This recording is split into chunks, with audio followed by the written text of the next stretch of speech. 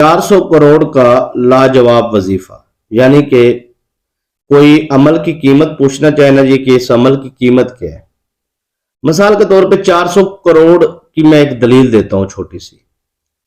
آپ کہیں گے نا یار یہ 400 کروڑ کا یہ عمل کیسے ہے؟ ٹھیک ہے، حضرت امام حسین پاک کھڑے تھے۔ اچھا یہ میں آپ کو بات سناتا ہوں ساری پوری، تو اشارتاً عرض کر دیتا ہوں 1-2 منٹ میں، لیکن اس عمل کی اجازت مرد و خواتین سب کو ہے۔ اور یا حی و یا قیوم کے ساتھ سورہ اخلاص قل هو اللہ احد اللہ الصمد لم یلد ولم یولد ولم یکن لہ کفوا احد کا عمل ہے۔ میں نے بتایا اس لیے کہ کچھ لوگوں کے ذہن میں یہ ہوتا ہے کہ پتہ نہیں عمل کیا ہے اور اتنی باتیں سنانے کے بعد عمل بتا رہے ہیں۔ ایسا نہیں ہے، سکھانے کے لیے آپ بیٹھے اور کوشش کیا کریں کہ آپ سیکھنے کے لیے جب بھی کوئی ویڈیوز ہیں، کوئی بھی آپ کہیں سے بھی لیتے ہیں، تو آپ کو اگر کوئی سکھاتا ہے، محنت کرتا ہے، تو آپ اس کو سیکھیں، آپ کوشش کریں۔ تو بہرحال میں آپ کو یہ 400 کروڑ کے اوپر آج میں بات کرنا چاہ رہا ہوں۔ اس کی عمل کی قیمت یہ بھی تھوڑی ہے ویسے۔ امام حسین پاک کے پاس نا ایک فقیر آیا اور سوال کرنے لگا، اور آپ نے دیکھا کہ یہ بندہ نا کسی دور میں صاحب حیثیت ہوا کرتا تھا، یعنی کہ مانگنے والا نہیں ہے، فقیر نہیں ہے۔ جیسے پیشہ ور لوگ ہوتے ہیں نا، ایک بندہ نا کاروبار، اس کا تجارت، اس کا مال، اس کا سسٹم اچھا ہو نا، تو بیچارے پہ زوال آ جائے تو بڑا عجیب سا محسوس کرتا ہے اپنے رشتہ داروں سے مدد مانگنے کے حوالے سے یا ویسے بھی، تو اس کو ہاتھ پھیلانا یا کسی سے مانگنا بڑا عجیب لگتا ہے۔ اب یہاں پہ میں آپ کو عرض کرنا چاہتا ہوں کہ وہ باقاعدہ طور پہ کوئی سوالی نہیں تھا، فقیر نہیں تھا، مانگنے والا نہیں تھا۔ امام حسین نے اسے پہچان لیا کہ یہ تاجر ہے یا ذمہ دار ہے یا کاروباری پیسے والا ہے، لیکن حالات اس کے جو ہے وہ بگڑ چکے ہیں۔ جیسے انویسٹر ہوتا ہے نا، انویسٹر یعنی کہ پیسہ دینے والا، کوئی بندہ کام والا ہو نا۔ ہمارے ادھر شہر میں ایک بندہ تھا، تو اس کا 25-30 کروڑ روپے کا کاروبار میں نقصان ہو گیا، اس سے بھی زیادہ۔ تو جو انویسٹر تھے نا، یعنی کہ جو اس کو پیسہ دے کے کاروبار کرواتے تھے، وہ پریشان نہیں ہوئے۔ بڑے پوائنٹ کی بات ہے، پریشان نہیں ہوئے۔ انہوں نے کہا یار تم نا مزید پیسے لو اور کاروبار کرو۔ اس نے کہا یار میرا پہلے ہی 25-30 کروڑ کا بربادی ہو گیا، اب تم مجھے مزید پیسے دو گے؟ تو وہ کہنے لگا جی بات یہ ہے کہ جو پیسے انویسٹر دینے والے تھے، انہوں نے کہا یار ہمارا 25 کروڑ برباد ہو گیا، اب واپس ہمیں کیسے ملے گا؟ تم کاروبار کرو گے، ٹھیک ہے، تمہارے پاس تجربہ ہے، کام کرنے کا ٹیلنٹ ہے، ٹھیک ہے، نقصان ہو گیا، لیکن تم اس نقصان سے بہت کچھ سیکھا ہوگا، تو لہٰذا یہ پیسے پکڑو تاکہ تم کاروبار کرو گے تو ہمارا قرض بھی اتر جائے گا اور ہمارا جو ہے وہ کام پروفٹ کا بھی شروع ہو جائے گا۔ اور ایسا ہی ہوا، اس نے دوبارہ سٹارٹ لیا اور پھر وہ 2-3 سال کے اندر اندر اس نے ان کا قرض بھی اتار دیا، اور پھر وہ مزید انویسٹر آ گئے، مزید اس کی بحالی ہوگی۔ تو یہ کسی کو سٹینڈ کرنا، کسی کو پاؤں پہ کھڑا کرنا، کسی مجبور کو، لاچار کو، تو یہ اللہ بڑا راضی ہوتا ہے۔ تو یہ جو عمل میں آپ کو آج بتانے جا رہا ہوں نا، یا حی و یا قیوم کا اور سورہ اخلاص کا، یہ مجبور، لاچار، بے بس، بے کس لوگوں کو پیروں پہ کھڑا کرنے والا عمل ہے۔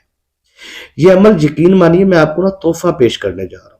میں نے یہ عمل شاید کہ پہلے 1-2 دفعہ بتایا ہو، اس چینل پہ تو نہیں، دوسرا جو ہمارا چینل ہے روحانی وظائف ہمدمی، اس پہ تو میں نے یہ کافی دفعہ بتایا، اس پہ شاید فرسٹ ٹائم ہے یا اس سے پہلے بتایا ہوگا، یاد نہیں مجھے۔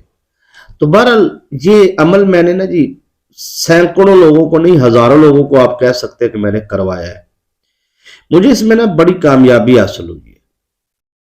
میں نے دیکھا ہے کہ اگر کسی پر، اچھا یہ 400 کروڑ والی بات پہلے پوری کرتے نا، وہ امام حسین کے پاس وہ جو بندہ تھا نا، جو مانگنے والا نہیں تھا باقاعدہ طور پہ، جیسے وہ اس نے کہا یار نبی کی آل ہے، سخی ہیں، بادشاہ ہے، مولا علی کے شہزادے ہیں، سیدہ کائنات، مخدومہ کائنات سیدہ زہرا پاک کی اولاد ہے، تو جنت کے سردار ہے۔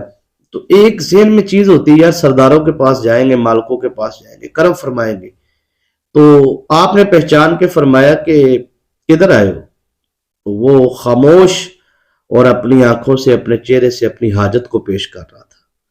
تو آپ نے فرمایا کہ اچھا تمہیں ایسا تحفہ نہ دے جو دو سونے کی سکے جو ہوتے ہیں، سونے کی تھیلیاں، یعنی کہ اس میں کتنا سکہ ہوگا، 100 سکہ ہوگا ایک تھیلی میں، تو یعنی کہ تجھے دو تھیلیاں ایسی نہ دو جس میں 100 سکہ ہو سونے کا.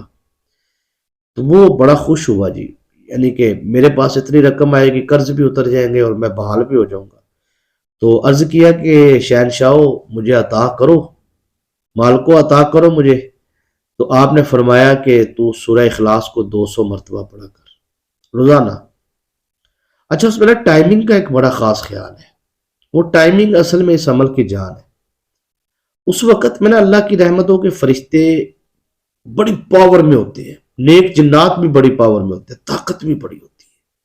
اچھا، یا حی و یا قیوم کا اور سورہ اخلاص کا جو معاملہ ہے نا، کیونکہ یہ بیٹا ہے مولا حسین پاشا جو فرما رہے ہیں کہ آپ اس کو پڑھو 200 مرتبہ، اور یا حی و یا قیوم مولا علی فرما رہے ہیں اسم اعظم میں.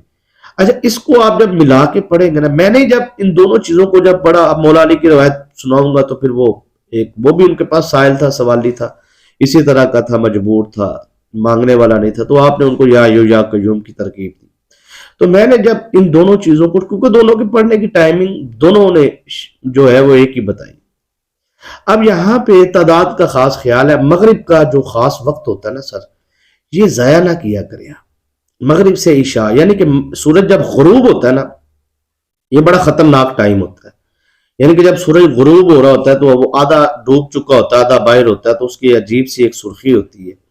لوگ نا اس کو دیکھنے کے لیے بڑا سفر کرتے ہیں، یہ سرخی دیکھنی چاہیے. اس وقت جنات بڑی طاقت میں ہوتی ہے، شیطانی جنات، بدکاری کرنے والے جنات، تباہی کرنے والے جنات، خواتین سے، مردوں سے، ٹھیک ہے، مردوں کو قید کرنے والی جننیاں مردوں سے، ٹھیک ہے جی، جن عورتوں، وہ بدکاری والے جو ہوتے ہیں نا، غلیظ قسم کے شیطانی جنات، وہ بچوں پہ، بڑوں پہ، بزرگوں پہ، جوانوں پہ، گھروں میں بربادی تباہی پھیرنے والے، اور عجیب و غریب قسم کی، غلیظ قسم کی جو چیزیں ہیں، چڑیلے، دیو، یہ وہ ساری چیزیں، یہ بڑی طاقت میں ہوتی ہے. یہ باتیں آپ کو بتاتے اس لیے کہ یہ محتاط رہا کرے، یہ وقت محتاط رہنے کا ہے.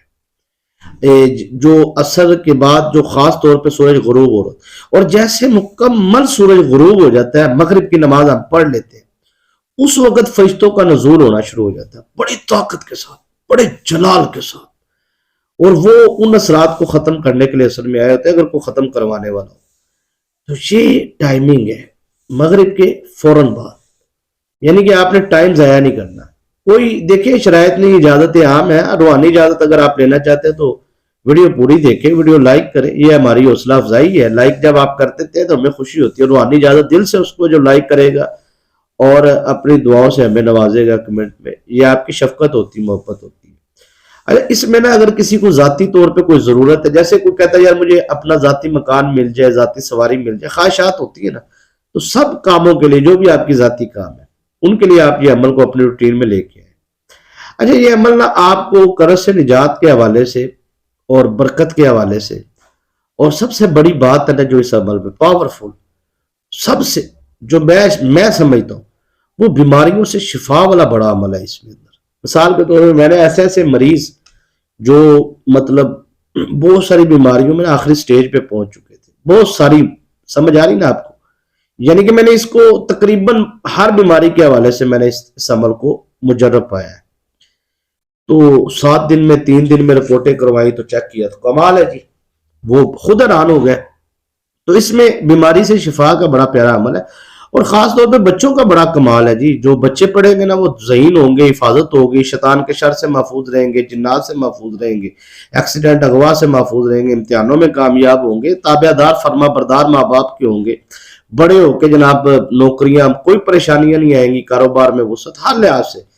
تو یہ بچے تو اس کو پڑھے جی، جو ہے وہ سورہ اخلاص 7 ٹائم، 7 مرتبہ، 7 مرتبہ ہی سورہ اخلاص پڑھے، 7 مرتبہ یا ایو یا قیوم پڑھے، پانی پہ دم کرے، بچے پئیں مغرب کے نماز کے فوراً بعد. یہی اس کا ٹائم ہے جی.